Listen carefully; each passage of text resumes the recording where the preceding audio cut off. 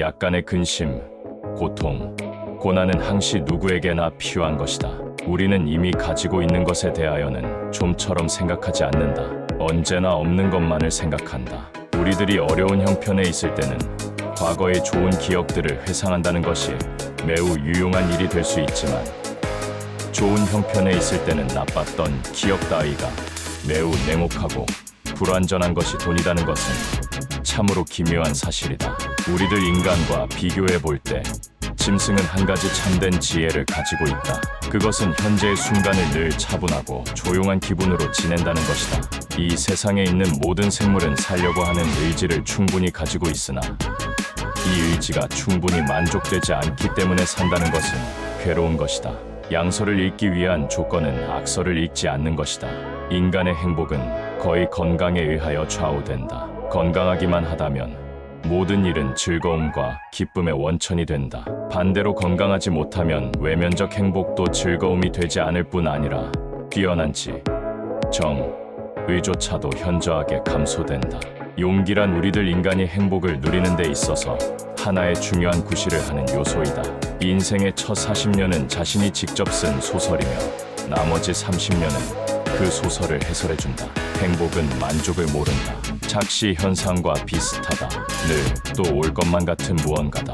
우리가 행복에 가까워지고 있을 때 행복은 지평선처럼 저 먼 곳으로 달아난다.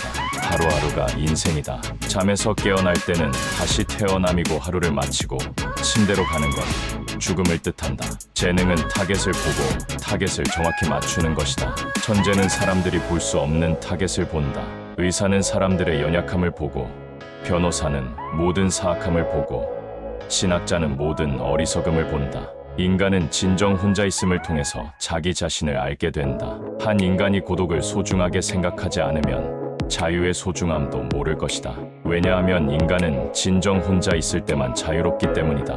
모든 이별을 통해 죽음이 어떤 것인지 알 수 있고, 모든 재회는 부활을 뜻한다. 선입견과 편견이 진실의 발견을 방해하는 주범이다. 모든 사람은 자신이 보는 만큼만 세상을 보고 그게 전부라고 생각한다. 좌절을 경험한 사람은 자신만의 역사를 갖게 된다. 그리고 인생을 통찰할 수 있는 지혜의 길로 들어선다. 부와 명예는 바닷물과 같다.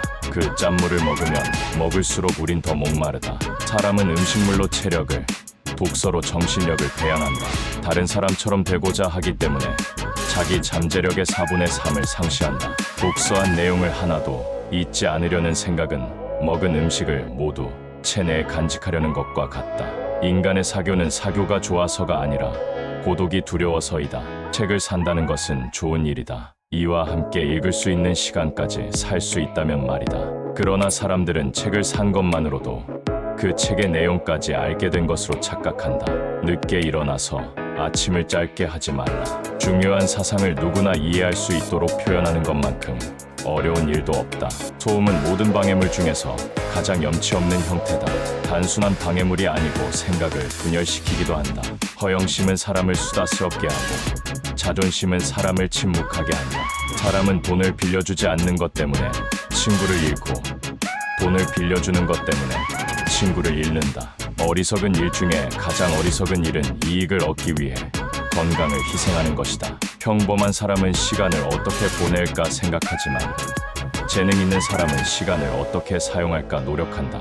인간의 사교는 사교가 좋아서가 아니라 고독이 두려워서이다. 인생의 말년은 가면, 무도회의 끝에 가면이 벗겨질 때와 같다.